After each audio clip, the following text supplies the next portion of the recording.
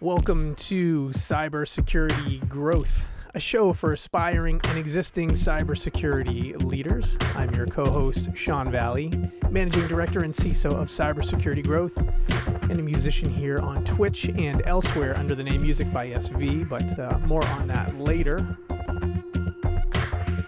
Welcome to episode number 24, Industry Communities. And hello to my co-host, Garrett Gross. Hey, Garrett. Hey, Sean, how are you? I'm good.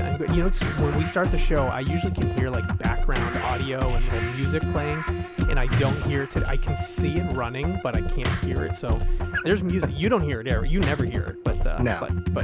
It does exist. It does exist. Anyways, I'm good. It is not a Friday. It's very rare that we get together when we say it's not a Friday, but it's only because we just had like a smidge of time and we wanted to get together and put a show together. So, yep. I'm so to be here. Big announcement that I've been promoted to Chief Legal Counsel for Cybersecurity Growth unofficially. That's an unofficial title given to me by myself, but I just wanted to announce that I'm really proud of myself. Did you pass a bar, some kind of bar of any sort? No, I watched a couple of YouTube videos. I mean, if you just watching some Law and Order usually gets you there. Like if you've watched a couple, if you've gone from just like Law and Order and you've gone over to like the SVU side of Law and Order, right. Well, I mean, you know, you're managing director and CISO. I feel like I need a little bit of a title, so I just, in a fleeting feeling of inadequacy, decide to appoint myself. It's fine. There it is. All right. I'm going to do a shout out to some of our Twitch followers who have joined us since the last time we got together. Very excited about this.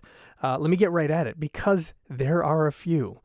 And I'd love to start our shows out with a little hello to our new friends who have been joining us. First off, TSM AIM PR, thank you for the follow. Lady the Killa, thank you for the follow. JR Sandoval 82, thank you. Caesar 3, thank you for the follow. I don't know if you would pronounce this one Rudeski or Rudeski or Rudeski. I don't know, but thank you. Rudeski. See, I always know when I completely destroy a word and I say it enough times that you're like, I know what he's trying to say, and you're there for I like rude ski though. It's like a skier that's just kind of like got a rude attitude down the because all slopes. I keep hearing is rude boy. That is what I like you're skanking down the ski slopes. That is all I am actually hearing in my head. Fantastic. Thank you to the Dark Array for following us. Dig that name. ACC 100048. I feel like I should know what that stands for. Like Austin Community College. Maybe thank you for the follow. It's like an audio encoding standard. That's what I think it is.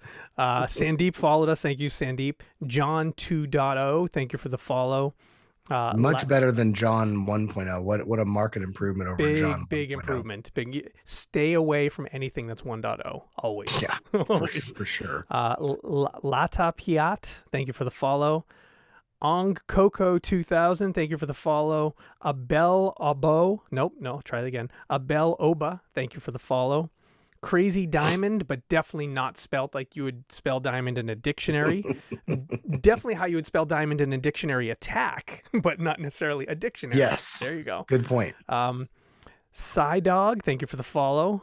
Asos No, thank you for the follow. Yusef Duarte, thank you for the follow. M. Rula Firkin, thank you for the follow. Sham and XOXO, thank you. See, Garrett, what I was saying, there was a few follows since the last time we got together. That's Shaman, XOXO. Thank you. Continuing on, Kareem, but not spelt as you would see it in a regular dictionary. Thank you for the follow. Night Hunter SV, I like those last initials. Very nice, thank you. Are you sure that's not you? It's probably the amount of Twitch sock puppets I have is a little bit out of control, let's be honest. I think it's T17SK. Tisk. Thank you for the follow. Nivek Selig, thank you for the follow. Anyways, those are all our follows. Thank you. And just to be clear, and I think I speak for Sean on this, like I would never make fun of someone's given name, but when you assign yourself a moniker, that's fair game, like for sure. And my take on it is I'm not making fun. I'm making fun of myself every time because I'm like, how do I read this word? I'm reacting to you butchering the name. It's probably the best part of the show. Anyways, here we are. Before we get into the meat of the show today, which I'm very excited about, which we are calling Industry Communities, as we start every show, walking down the red carpet of the latest and greatest Yes. cybersecurity event. The paparazzi comes up to Garrett and says, "Hey, Garrett, who you wearing today?" I'm always unprepared for this, but thankfully my wardrobe consists of only security shirts. I am prepared today. So for the viewers at home, you'll see first and foremost, I'm wearing an Alien Vault Labs hoodie, Oh, classic. which I was, if anyone's not familiar with Alien Vault, look them up. It was a great company to work for. I was not on the labs team, but one of my dear friends, Jaime, was the head of this labs team, and so they made this hoodie, and it's cool. It's your standard black hacker hoodie, standard fare. But the cool part about this one is that you've got this embroidery on the wrist, and what this is Jaime has this same acronym, which we'll just leave that up to the imagination what you think it stands for, tattooed on his wrist. So we all we all have the embroidered version on the wrist. And then for the shirt, I'm wearing a maybe some not really old school, maybe a couple years back, a hacker group out of Dallas called Hack for Satan. This What a was name. their shirt that they released one year, and I happened to cop one. So that's who I'm wearing today. I saw that acronym on your wrist. I don't know how, but my brain immediately identified an acronym that perfectly fits what those four letters stand for. Something Um, like I don't flip and care, but those were the four. Those were the four. Yeah, those are the four yeah, words that I immediately yeah, went to. Very yeah, yeah, nice. yeah. Very nice. That's great. I like how it's hidden on the sleeve there. That's Well, nice. well, Sean, why don't you kind of tell us who you're wearing today? So I'm wearing a repeat name, but a brand new shirt. I Okay. got a black hat this year. This is another Rapid 7 shirt. Yes, I have a zillion of the Rapid 7 shirts. This one here says Command the Chaos. I would say I have many Rapid 7 shirts that are probably my favorite. Very cool, artistic, nerdy designs. I wouldn't say this is my favorite Rapid 7 shirt of all time, but I did put it on today for a reason. Rapid 7 was in the news this week where they've updated their MDR, XDR capabilities. And one of the things they talked about this week is they now have the ability to support the Microsoft endpoint stuff Oh, cool. into their IDR platforms, which is something that has always been a gap for them for years. And I saw it posted on LinkedIn and saw kind of like the press announcements of it. And I was like, oh, hey, I'll at least bring it up today. The fact that Rapid7 is now catching up to be able to support all these companies who move to kind of the Microsoft 365 E5 Hmm. environment. So I thought it was pretty And cool. and you're talking about the Defender for Endpoint Yeah. Yep. suite. Oh, Yeah, cool. I Yeah, read yeah. I read a little bit about the overview, and yeah, so now if I think about it, Rapid7 historically has worked with their own agent, their own Hmm. security agent, but not Hmm. necessarily third parties. I think they may have started to work with some a few years back, but their big announcement from what I read was now the Defender for Endpoint EDR client now works with the Rapid7 IDR tools or the XDR tools. Very cool. Well, as someone who definitely operated under an E5 license at a company, I still bought the Rapid7 IDR suite. But yeah, that was a big gap because we could have leveraged a lot of previous installs of Defender for Endpoint, and that was not available. So that's cool. That'll hopefully, again, maybe bridge that gap a little bit better for prospective folks. Yeah, I thought that was neat. I thought that was neat.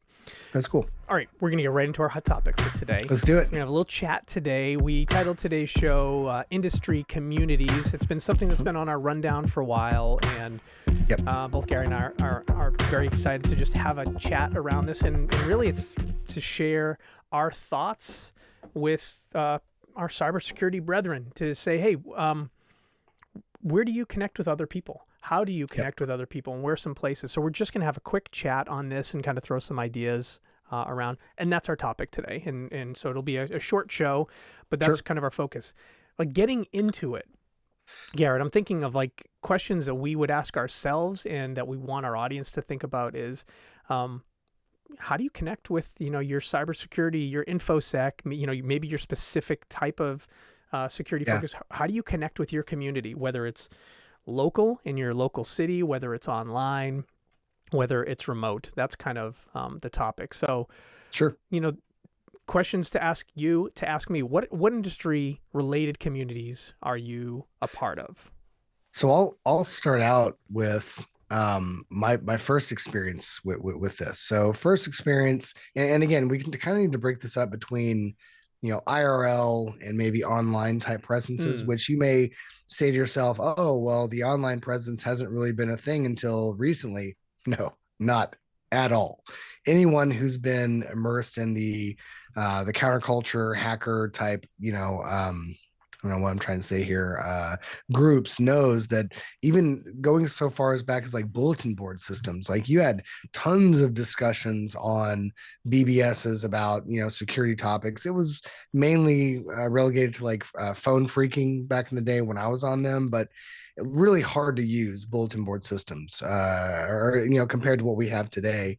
But I will tell you a story of my first IRL meetup was actually a 2600 group. And for anyone who's not familiar with 2600, that's the Hacker Quarterly. It's been a zine that's been published for, God, I don't know, 30 something years at this point. And in the back of 2600, you had a directory of local meetups. And at this time, I was living in Las Vegas. I was a young, script kiddie ne'er do well. And I found my local meetup was at the Tower Records Oh, wow. in, in Las Everything about Vegas. this conversation is obsolete. Got it. Yeah, the Tower Records. Oh, near the payphones is where we would meet up.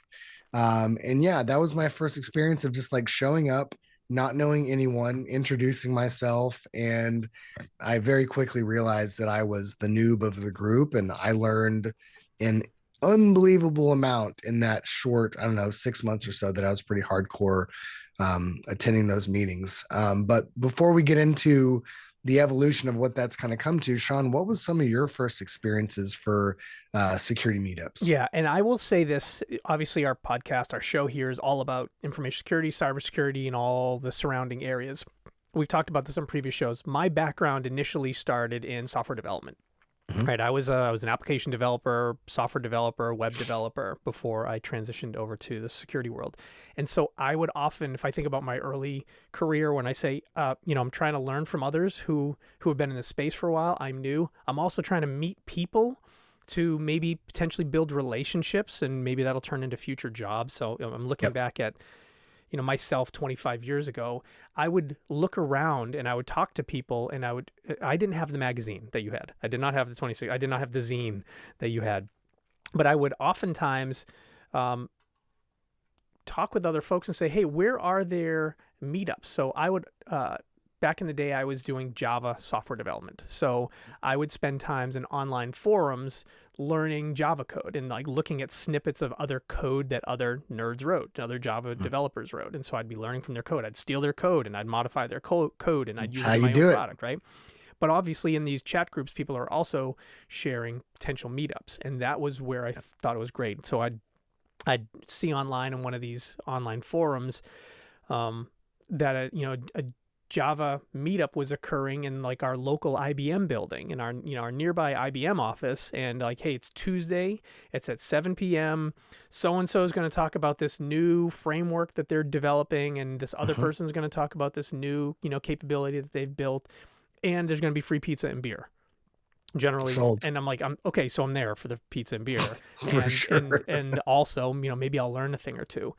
So that is how I got started, and it's something that carried over to the infosec world as well. Mhm. um, I think about when I was getting more into the security world, same story as when I was a software developer. And the funny thing is, like, again, somehow it was like in my local IBM office in the ground floor, somebody brought in pizza and beer, and then Mhm. I'd go in, sit at a table with random people, feel like the absolute noob. Sometimes I was the young person in the room, other times I was the old person in the room, but still always felt like a noob until like I realized, hey, I'm learning a couple things here. I'm getting a little meal out of this, and then I'm going to introduce myself to a couple people at the table, share email addresses, and there'll be people that I connect with. Fast forward, go to these things a couple times and say, hey, can I share something of what I'm working on? And every single one of these meetups, they're always like, they need people to show up and present. Yes. It's not like they have like a table of people that are always presenting. Like, they need people. So you say, can I present? They're like, yes, you sure can. And that's one thing to really probably broadcast clear to our listeners these meetups have always been and continue to be extremely welcoming. They're not this cloistered group of people where you show up and they're like, I don't know, you get out of here. Every single experience I've ever had has been, please come, listen. If you're comfortable, share your thoughts. So if you're thinking about kind of breaking into these meetups, definitely do, because, again, there's usually free food. Um, I got to a point, fast forward, where I realized the value of these things. And then Mhm. again, I realized not only do these meetups, are they welcoming and they need people to present to keep them going, but they also need places to have the meetups for free because they don't, Right. again, they're not funded. It's a community. It is a truly a community event. And Yep. um, and so I had the opportunity of working at a company where we had a nice conference room. And I said, hey, team, I'm going to host, one of our local security meetups, the Boston chapter of some security meetup, and we'll have it here. And hey, marketing team, are you okay if I use some of our own, budget to buy the pizza and the beer? And so we Yep. did. And so we would host these, quarterly meetups, and we'd have AppSec and CloudSec and security operations folks come in. I'd invite some friends over from other companies I'd worked with to be some of the speakers, and other people would sign up. And so it's again like pay it forward. Hey, I was able to Yep. to host some of these things, but it was the idea of let's get people in the room. Let's have some people who might be trying out a talk that they want to give it like a B-sides or maybe a Black Hat or a Mhm. DEF CON, so they might be test running it, or other people who just want to show off what they're working on in a small friendly environment. And Yep. it's a great way to meet people and also maybe learn a couple things. And you fast forward to today, and I would say, and I'm not really sure. I was thinking about this. I'm not sure if it's because of my experience or just that they've evolved to this point, but there seems to be a lot more, not formality, but structure to a lot of these groups out there. Because you've got groups like ISSA, the Information Security. I don't know what the other S I was stands literally for. just So, talking to a friend yesterday who was presenting at an ISSA conference 2 days yeah, ago. yeah. Well, and that's the I think thing. it's Like they've system. got regular I think it's meetups. They've information got systems security. It might be systems probably, security, yeah, yeah. maybe. It's I been think you're around for right. a very long time. Yep. You've got that, which is more of a general, security meetup. You've got OWASP, which is the open Open source web. web Yep. application security project. Which OWASP, if you're familiar, I mean, they have their hands in a lot of things. They publish research, they publish reports. There's a lot of, OWASP even has its own open source pen testing tool, Zap. So like a lot of kind of fingers in other I areas, think a but lot of people that would know of OWASP too, because there's the OWASP top 10, like web application security vulnerabilities. And so that's if correct. you are Yeah. in application development or AppSec, you've heard of the OWASP top 10. Probably Yep. if you've been a part of some type of security assessment, somebody somewhere has mentioned, oh, hey, we're going to assess you against the OWASP top 10. It's one of the key pieces to do kind of a quick application security test. Which, as an aside, SQL injection is still on that Still list, on there. despite it being like 30 something years. And it's just like, Doesn't go away. what's How? going on there? But How? but yeah, How? that's a great group to be a part of. The some of the other IRL groups. So DEF CON, the annual conference. There are also DEF CON groups in your area that will host local meetups. I would encourage anyone who's interested to just browse in the web. Usually, these groups have their own web page. They'll have links to their events. Usually, there's a Discord server where if you're not able to meet up, or maybe the next meetup is in a month or so, you can still peruse the Discord server, meet folks in preparation, get some tips and tricks and things like that, especially if you're looking for, a specific piece of information. Maybe you're in a bind and you need some help. I think But those are some great resources to reach out to. I think those are super helpful to share. If I'm thinking of, again, the person listening saying, this sounds interesting, I might want, how do I go find them, right? Mhm. One of the places that I have found helpful to figure out where to find these meetups, the website meetup.com, right? If you go to, Oh, like, yeah. go to like, is it meetup or meetups? But meetup I or think it's meetups. Meetup. Yeah. So go to meetup.com. That's where I probably signed up for one a whole bunch of years ago. And now I get, Mhm. monthly mailings of upcoming meetups. And of course, during COVID, they were all virtual. Some are still partially virtual, some are Yep. hybrid, but they were historically were in person. And that's where I would find the meetups. I'd go to that website, put in a couple key terms to search, and then find, stuff in my area that was happening, sign up and participate. And of course they use the people hosting the meetups, use those signups to say, hey, are we getting enough people to even have it? And one, how many people are coming, so we make sure we get enough pizza and beer. I find that a really good place. If you're like, I don't know who to ask, I don't know where to ask, go to meetup.com, give that a shot, and see if you can find things there. And this may be a bit of a dovetail, but those meetup groups are especially crucial if you're planning on going to a security conference for the first time, because those conferences can be very overwhelming. You're not really sure where to go, what to see, who to talk to, who not to talk to, things of that nature.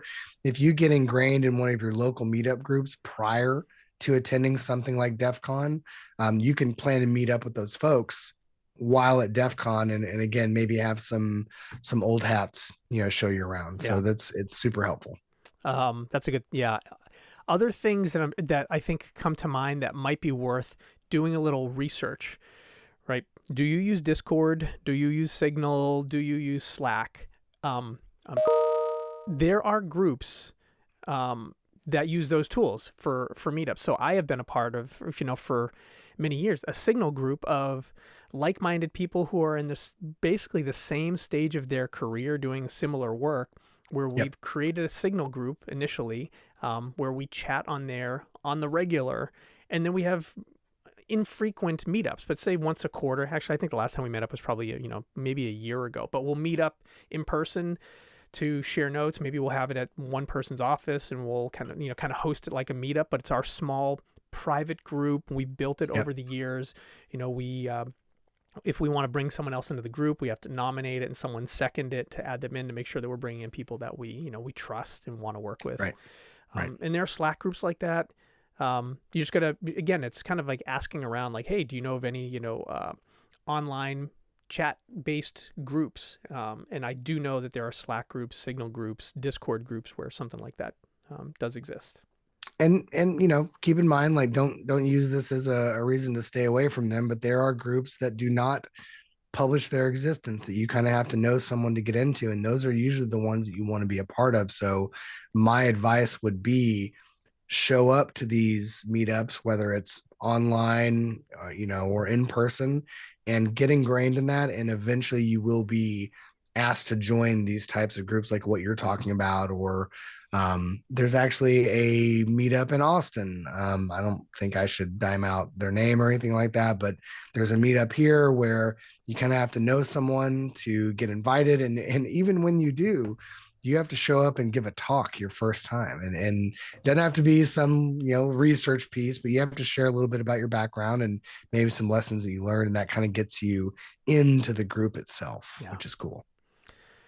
I feel like I hit some of the key things that I was really excited about. Garrett, what do you think we're missing here? So I would just maybe some other things to tack on. There are specializations within these groups. And one of the ways that I've been able to navigate that is through the different DEF CON villages, because each one of the villages, again, and what I mean by villages is you've got things like lock picking village, you've got hardware hacking village, you've got red teaming, blue teaming, you've got the folks that hack the satellites, like all types of, there's a veterans village if you're ex-military. So like those are also great groups to be a part of. And each one of those that I've found has its own Discord server, has regular meetups, has ways to network with other people, because not only, and Sean, I think you've hinted at this, but not only are these great opportunities to learn and meet other people, but they are excellent networking opportunities. If you're looking to grow in your career, you're looking for career advice, you're looking for possibly job openings. I mean, I certainly wouldn't join these groups under the auspices of I'm looking for a job, but that would be one of the fringe benefits that you can afford. And I have certainly made tons of connections that have helped me in my career through these kind of like-minded groups. So like, again, if you're interested in, I mean, this goes back to meetup.com, you're interested in lock picking, there's likely a lock picking, meetup group in your area that you can be a part of, and, just further your trade craft or whatever you're getting into it for. But I would definitely, I would look at both. the in-person and the online meetings, but just understand that if you're leaning towards one or the other, there's likely something for you out there. That sounds good. All right. I think we covered a lot of good stuff for today. We're going to save the rest for the next time we get together. Let's do it. Let's see here. Let's look at some of our final parting words. Okay. I think we're going to wrap things up. Oh yeah. What do you got? I was just going to say, and we're probably going to do this maybe the next time, maybe the time after that. Thank you. We have received some resumes for review. So we do have some resumes that we're going to scrub with any kind of, personally identifiable information. We'll talk about it, give us some tips and tricks and feedback. But again, if you have a resume, if you're looking to sharpen that up, you're trying to get a new job, send that to us. We will absolutely be happy to review that and give you some tips and tricks and pointers on that. And for anyone who doesn't have a resume to send out, stay tuned for the next couple episodes, because we'll likely have some super helpful advice, at least stuff that I know has helped me in my career. Yeah. We'll use next time we get together, we'll go through our first scrubbed resume that we got our hands on. I'm glad you brought that up, Garrett. And if anybody's saying, hey, I want to submit my resume to have you guys do an anonymized review of it, just send it to support@cybersecuritygrowth.com. We got folks there monitoring the queue. When I say folks, that's us. Monitoring the queue. Literally just we'll be looking for it. So, all right. We're going to wrap things up. Thank you for listening. Thank you for watching. I am Shawn Valley, the creator of the show and the music here on Cybersecurity Growth. You can check us out at cybersecuritygrowth.com. You can check out where all the shows and the videos are at cybersecuritygrowth.com/blog. You can find me online at Shawn Valley or at Cybersecurity Growth in most of the places. If you like the show, please tell your friends. If you hate the show, go to one of your local meetups, get in front of the room, and shout out Cybersecurity Growth, just like a Baba Booey type of a thing. Just Cybersecurity Growth, Baba Booey. If you could like and subscribe to the show wherever you're watching, that'd be great. Leave some 5-star reviews, whatever it might be. Garrett, I know you don't do much of the socials, so where can people find you? You can find me lurking around your local Discord server, maybe behind a couple of entry steps that are cloistered and hard to get to. But I'm definitely there. Just know that if you can't find me, I'm there in spirit. Love it. So today we covered industry communities. We are live on Twitch every other week. 2 truths and a lie. Most of that was a lie. But we are live on Twitch every once in a while, usually Fridays around 1:30 p.m. Eastern, 10:30 a.m. Pacific, and 6:30 p.m. GMT. And then we're in your pod feeds and YouTube a few days later. Thank you all for joining. Garrett, thanks for spending some time with me today. Thanks so much, Shawn. Thanks, everybody, for watching. We'll talk to you next time. Take care.